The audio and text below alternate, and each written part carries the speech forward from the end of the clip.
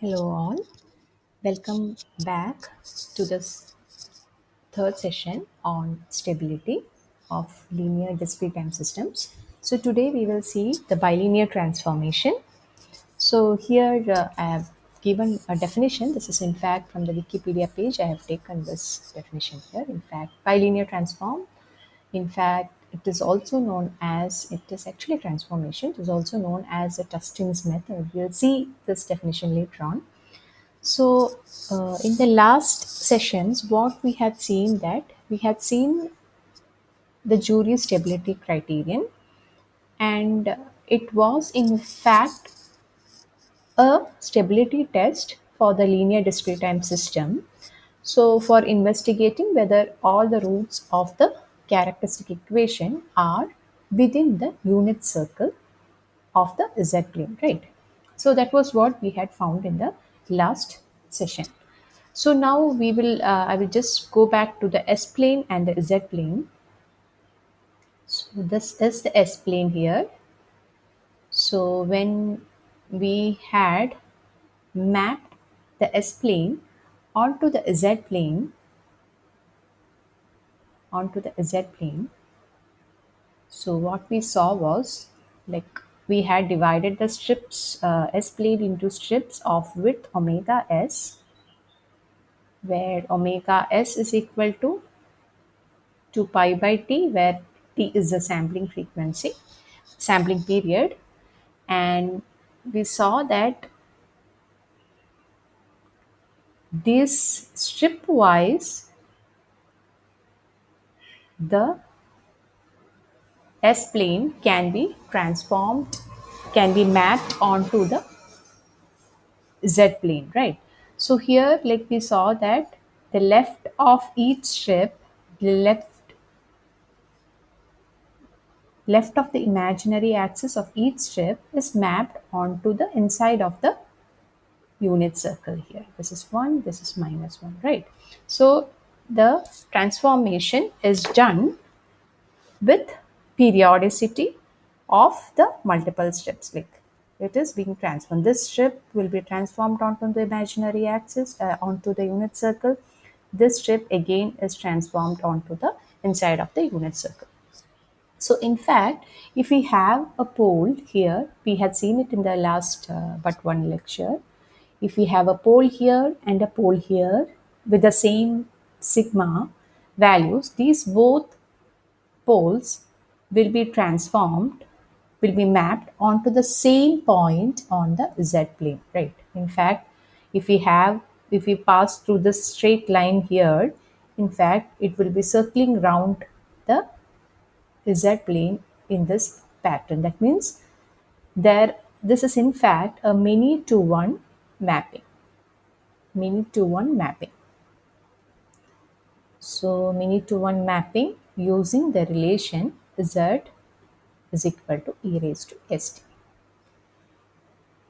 So we couldn't, in fact, choose the Routh-Hurwitz criteria or the Nyquist criteria to analyze the stability of the system. That means if we have some poles inside the unit circle, and if it is transformed back onto the S plane, so we cannot generalize the methods that we had on the S plane to assess the stability of the system. That means, so we had used here the jury stability criterion to assess the stability of in the Z plane itself. We had done the jury stability criterion in the Z plane itself.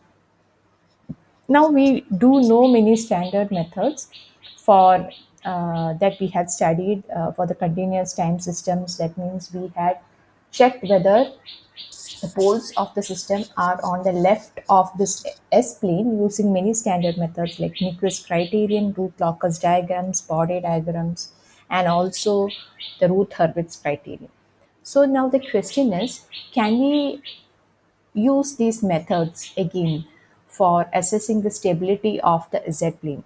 So in order to assess the stability of the Z plane using these standard methods, what we have to do, we should have a transformation which transforms the whole of the inside of the unit circle directly onto the left of the imaginary axis of some plane. So the question is there a transformation like that which transforms the whole of the inside of the unit circle directly onto the left of the imaginary axis?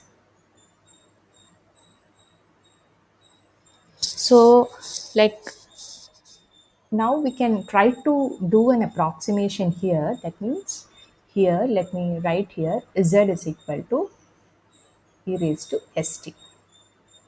So now we can write it as e raised to s t by 2 into e raised to s t by 2. So this can be written as e raised to st by 2 by e raised to minus s t by 2. So we know that e raised to a is 1 plus a by 1 factorial plus a squared by 2 factorial plus etc. So we can approximate this as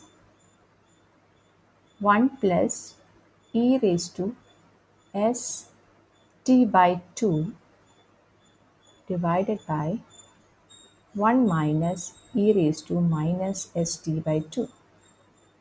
Right. This is how we can approximate. That means we have taken only the first order approximation of this here. We have only taken terms up till here.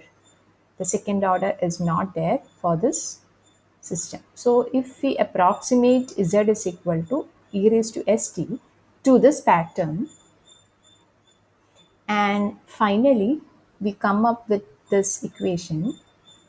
That means, sorry, thus I have written it wrong here. E raised not e raised to st by 2, it is e raised to 1 plus st by 2, 1 plus st by 2 by 1 minus st by 2. Okay, okay, right. So z is equal to 1 plus st by 2. So I can just represent it this using some variable 1 plus w divided by 1 minus w. That means I'm transforming it to some other. That means I got an approximation using some variable w. And let me write here, let me see whether it is possible to get this kind of a relation or this kind of a mapping using this z is equal to 1 plus w divided by 1 minus w, which implies when we take it, when we try to find out w, we get it as w is equal to z minus 1 by z plus 1. So, like, now we will try to connect these two and see whether it is possible to get a mapping of our choice where the whole of the left of this plane, some new plane, a new plane, can be directly mapped onto the inside of the unit circle. So let us see whether it is possible to do that. So let us consider w is equal to z minus 1 by z plus 1. Okay. So now we know, if you consider the z plane, that means if I consider this point on the z plane, that is minus 1, the distance is unity. That means we are having a radius of 1, and this vector of radius 1 is moving in the anti-clockwise direction, right, from minus 1 and then coming back to minus 1 again. That means we can write z as equal to e raised to j theta. Can we write z as e raised to j theta, where let us consider the points. Theta is varying from, this is, I can call it as minus pi, from minus pi to, like, we can call this as minus pi by 2, this is 0, plus pi by 2 and then plus pi, to minus pi by 2, to 0, to plus pi by 2, to pi, right? So let us see what happens when I travel from my minus 1 to plus 1. So where is this circle mapped into? Let us see what is happening here. Okay, so now we will substitute this over here and see. So W is equal to e raised to j theta plus 1 by e raised to j theta plus 1. This can be written as e raised to j theta by 2 into e raised to j theta by 2 plus 1 by e raised to j theta by 2 into e raised to j theta by 2 plus 1. If I take g raised to j theta by 2 to the denominator, I can write it as e raised to j theta by 2 by e raised to minus j theta by 2. So effectively it is like writing here as this is coming here, w is equal to e raised to j theta by 2 plus e raised to minus j theta by 2 divided by e raised to j theta by 2 minus e raised to minus j theta by 2. Sorry, here it is minus and I did a mistake here. This is minus and this is plus. Okay, this is minus and this is plus. Here it is minus. Okay, this is plus. So this can be written as, I can take numerator also divided by 2, denominator also divided by 2.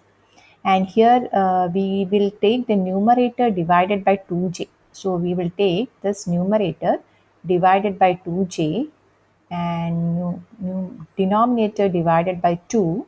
This 2 and 2 gets cancelled, so it's not a problem. So what remains is this j. So in order to take out this j, I will put multiply also it with j.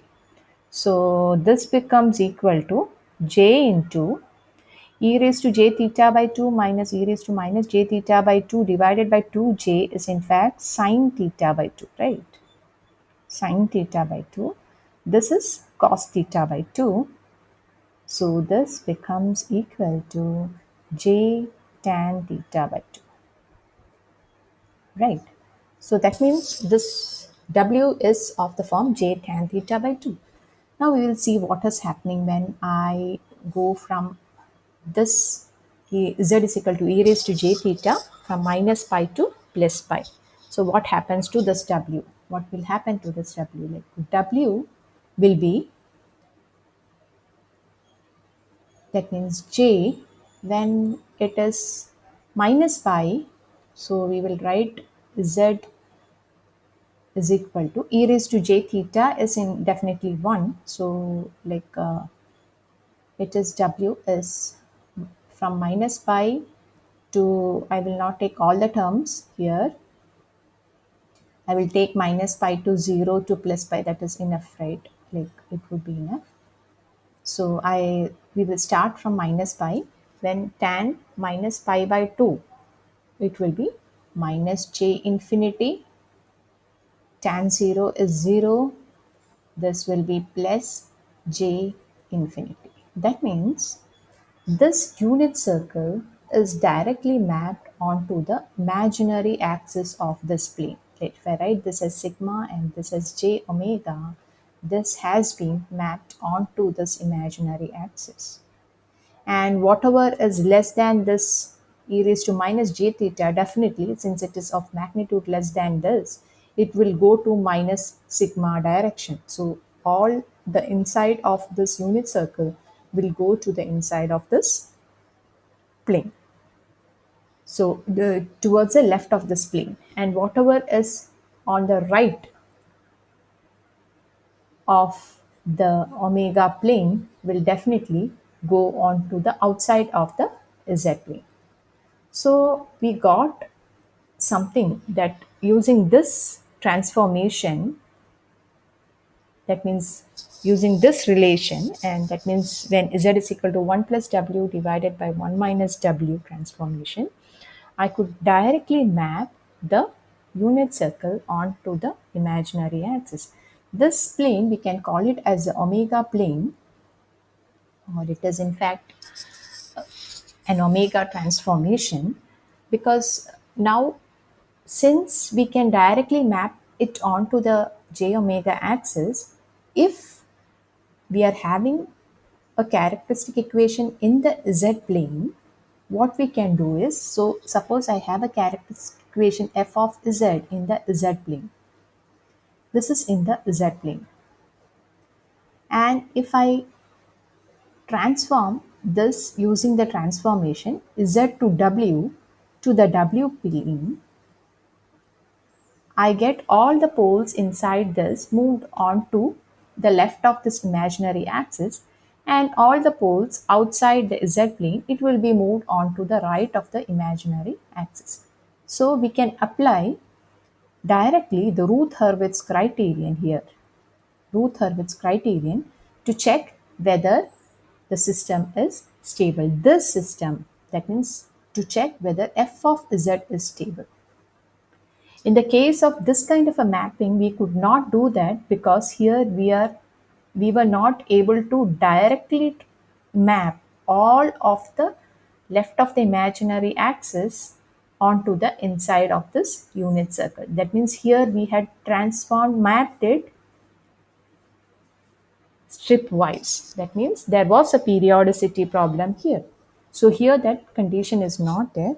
So since this kind of a transformation can in fact cause there is complete mapping onto the left of the imaginary axis, we can in fact do the Routh-Hurwitz criterion, Nyquist criterion here. We can apply all these standard methods here, body diagrams. We can analyze the system by transforming it into the W plane, and then we can speak about the stability of the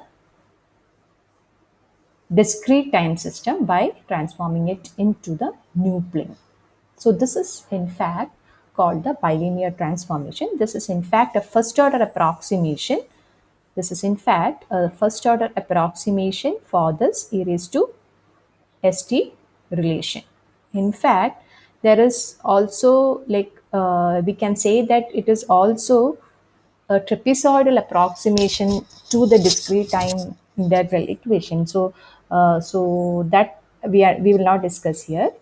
So this is in fact that is why it is called a bilinear transformation. It is directly convertible from one plane to the other plane. So this method is also known as the Tustin's method.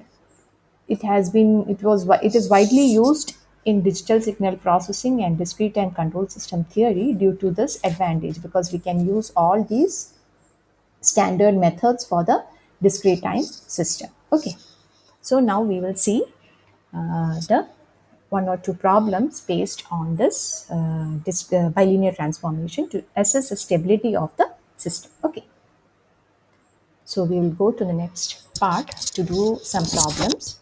So in the case of bilinear transformation, I will write here BLT. What we do is we move, if we are given a system in the Z plane, we move from the Z plane to the W plane. We can in fact move from in both directions. Z plane, we move on to the W plane, and we apply Routh-Hurwitz criterion here, which we are very thorough with, Routh-Hurwitz criterion here, and then we say that okay, all the poles are on the left, or we can say that all the poles are on the right, some poles are on the imaginary axis. All these kinds of analysis we can do, and then we can speak about the Z plane. That means about the discrete time system. We can say that system is stable or not. That is what we are going to do in the bilinear transform. After doing this transformation. Okay. Now we will do this. I have given here three problems. This is 1, 2, and 3. Here in one we will do it here. The other two are workout problems for you. So you can try it out and you can submit as the assignment. I will upload it in Moodle, in fact. So here f of z is problem 1. So we will do the problem 1. F of z is directly given. This is the characteristic equation in the z domain. So z cubed minus 0.2 z. This problem, in fact, I had given for the jury stability criterion also. 0.2 z 0.25 z plus 0.05. So we will take the transformation z is equal to 1 plus w divided by 1 minus w. So this implies this f of w, right? F of w, sorry, f of z, the f of z. So here instead of z, okay, f of 1 plus w divided by 1 minus w will be 1 plus w, 1 minus w, the whole cubed, minus zero point 0.2 z squared, zero point 0.2 into 1 plus w divided by 1 minus w, the whole squared, minus 0.25 into 1 plus w divided by 1 minus w. There is a little bit of calculation involved in this problem. So we have to take the cube of this equations of these equations. So this implies this becomes equal to.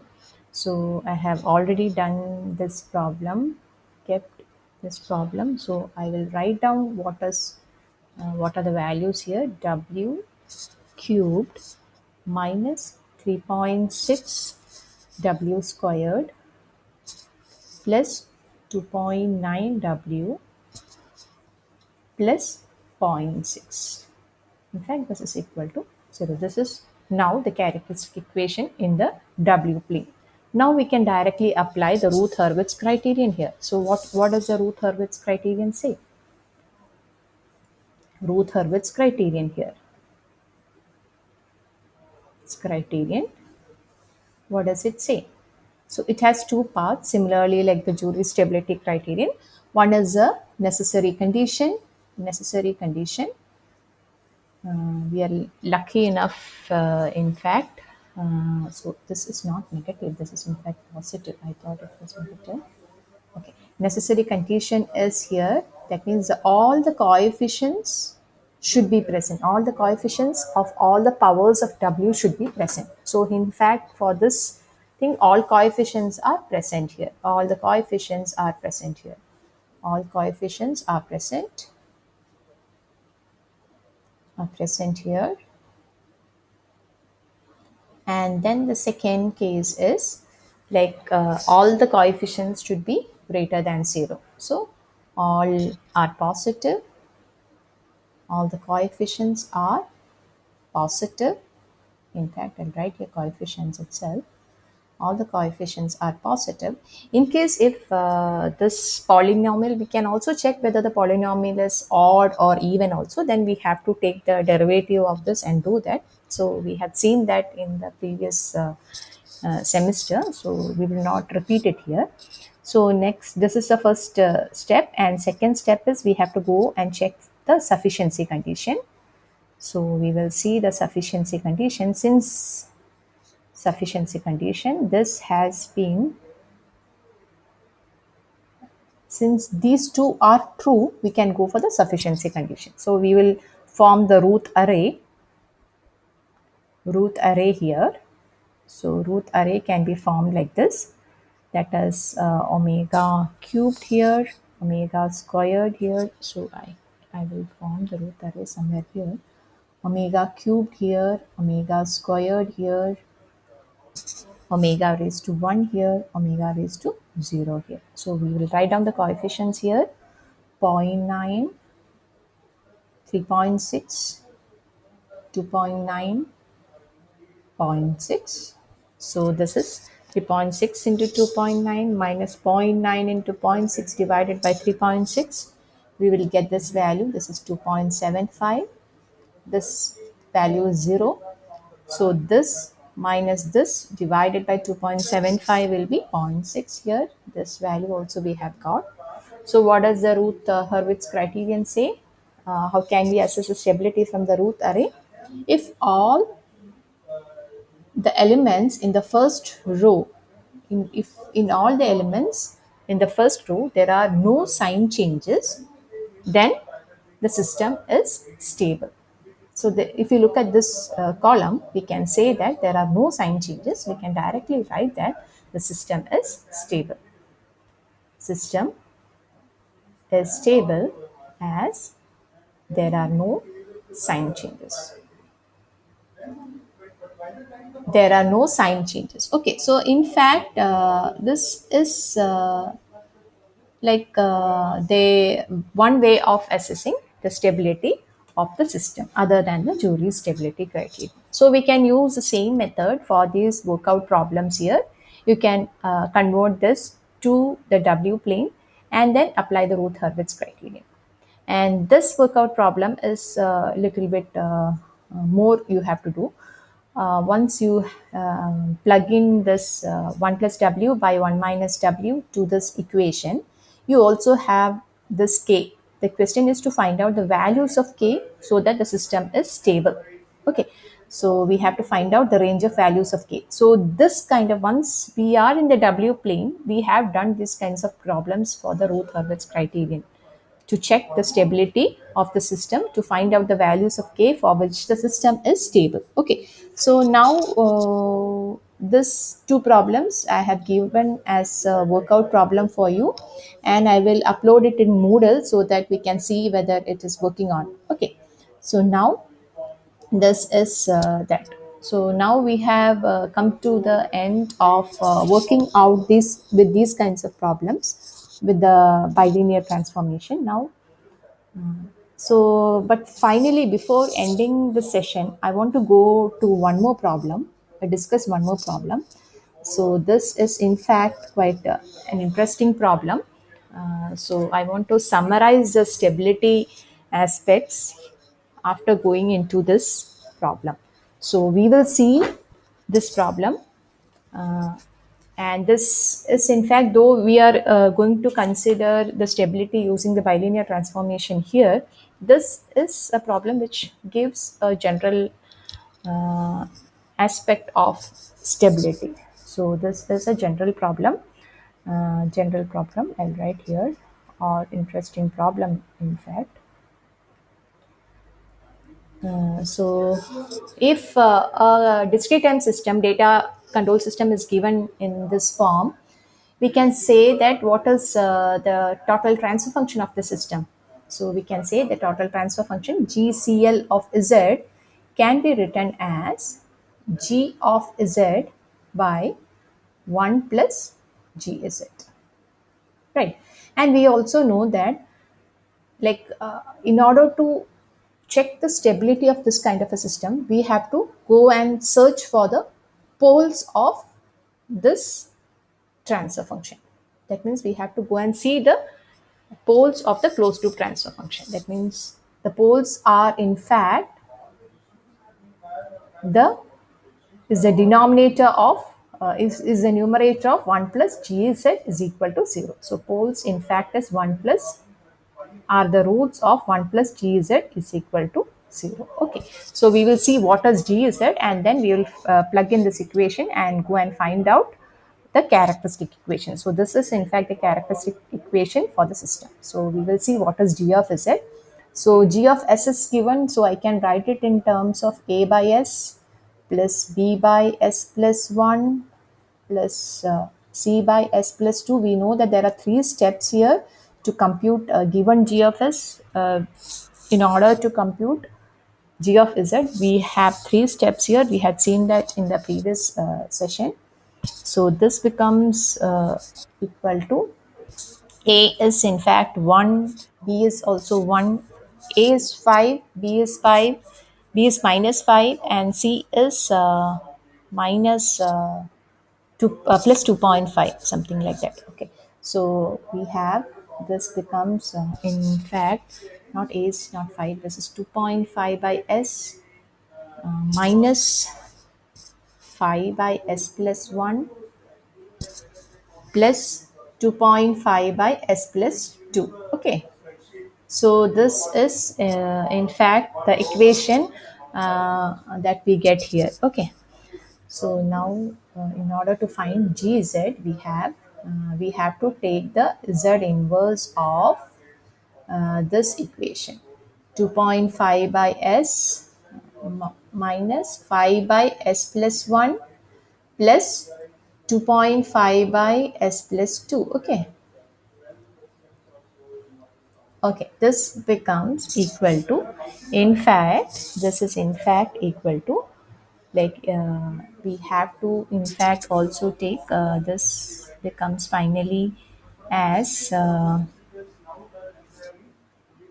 z by z minus 1, this becomes z by z minus e raised to minus 80 plus z by z minus e raised to minus 2t, right? So finally plugging in all those values and putting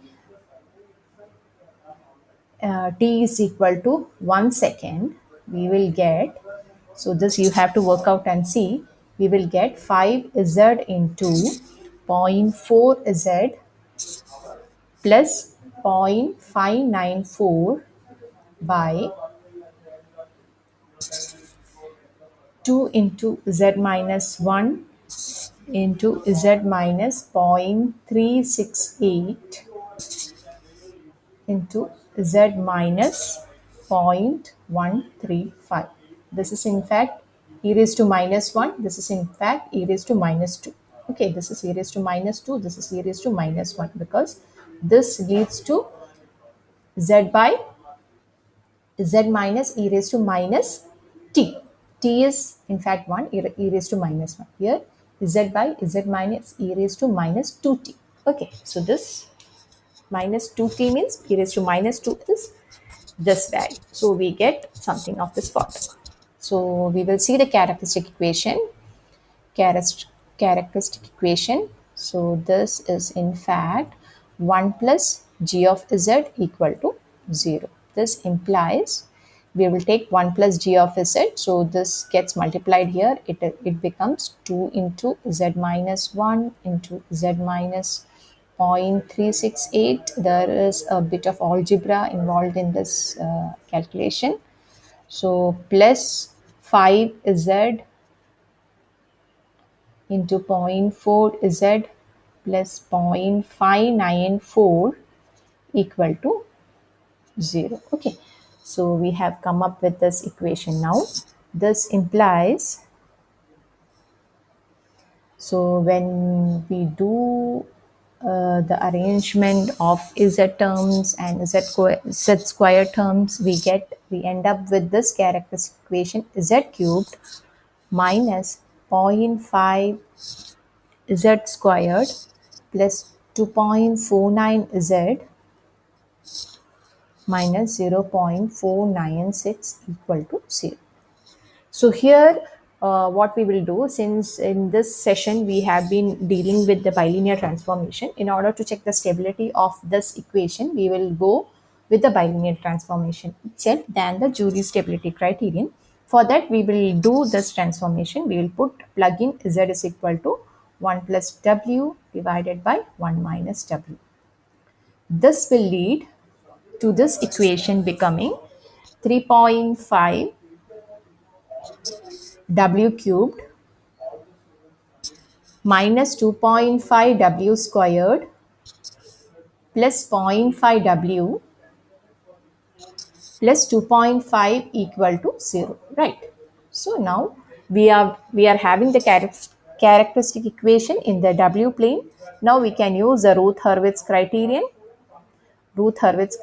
Here, in fact, the Hurwitz criterion is easier here because we get the result directly from the necessity condition here. So you will see the necessary condition here. So in the necessary condition itself is failing here. You can see that one of the term is negative here. One of the coefficients is negative.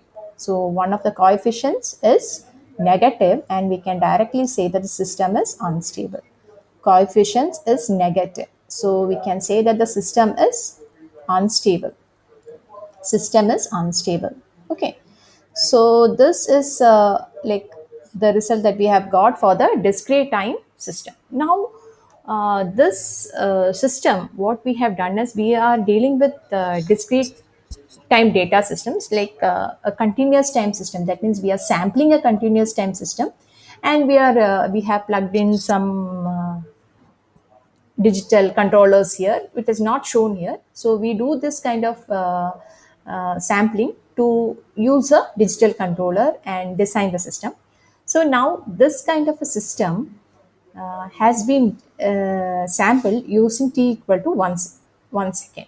Now we will go and check what would have been the stability of the system if the analysis was done in the, not analysis, if the controller designs had been done in the continuous time domain. So now in the continuous time domain, what happens is the same system in the continuous time domain. So what we can see is this is we won't have sampling done over here. We will not have the sampling here. So this is the system. The gs is still there, g of s is still there. We have the output c of t, and this is the system. Okay, so this is r of t, this is plus, this is minus. So what is the transfer function? GCL of s is equal to gs divided by 1 plus gs here. In fact, what is the characteristic equation? Characteristic equation is 1 plus gs equal to 0, which implies 1 plus gs is equal to 1 plus phi by s into s plus 1 into s plus 2 equal to 0. This implies s cubed plus 3s squared plus 2s plus 5 equal to 0. So we will see the stability. We will check the stability of the system using the Routh-Hurwitz criterion here also. So we will do the necessary conditions first. Okay, necessary conditions are fine here.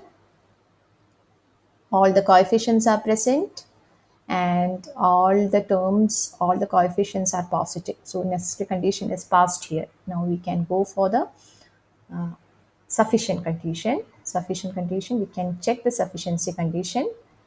So for that, in order to check the sufficiency condition, what we have to do, we have to form the Routh array. So in order to form the Routh array, we can write here as s cubed, s squared, s raised to 1, s raised to 0. So this becomes 1, 3, 2, and 5. So we'll multiply this. 3 2s are 6, minus 1 minus 5 by 3. So this becomes 1 by 3, and this is 0.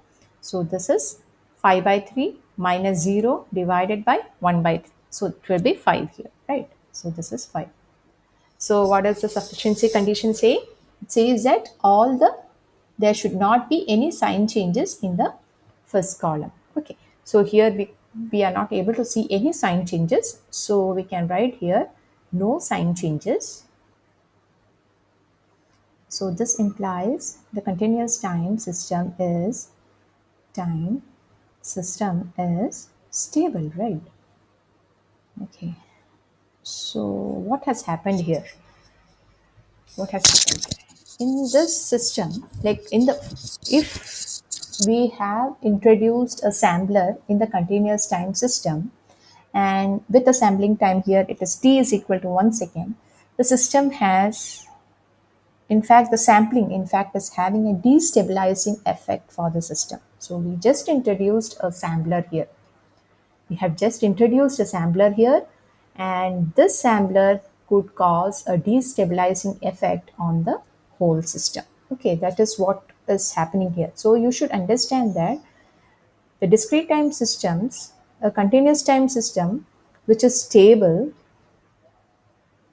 can become unstable if it is sampled or if it is not properly sampled. Like, suppose if we had taken a different t, maybe the system would have been stable. We don't know. Like, we chose t is equal to 1 second. You can try for t is equal to zero point 0.5, t is equal to zero point 0.3, or something of that sort, and then see whether the system is stable. Okay, so these are some of the observations that we should get while discussing, while going for the discrete time data control systems. Okay, so now to summarize, what I would say is, in the last three sessions, we had been discussing about the stability of the discrete time systems. So we saw the discrete time stability in the z plane, that was using the Jury stability criterion, and then we went to transform or map the z plane onto some other plane where we could directly transform the whole of the inside of the z plane onto the left of the imaginary axis, so that we can use the normal standard techniques like Nyquist or Ruth criterions there, so could be applied. Okay, so we can in fact also do some design techniques on the w plane for this discrete data system, and then we can in fact analyze the system, like how it will be, like what will happen to the system. So there are also some problems associated with the bilinear transformation, which is in fact like I'm not discussing, just out of scope of this session. So this is what is meant by, and also, and finally, what I tried to convey with the last problem was this. The last problem was, that means a continuous time system can become unstable by introducing a sampler to the system. This was the last problem which was discussed, and like we can choose any kind of methods for analyzing the stability of the discrete time systems. Either you can go for Jury stability criterion or for this bilinear transformation. Okay, so in the next lecture, these three lectures are related. So we will have a different lecture in the next session, that is the state space representation, just an introduction to state space representation for discrete time systems, where we will only form the matrices. So which is what you have for your in your syllabus, so that I thought of just discussing that also. Okay, thank you.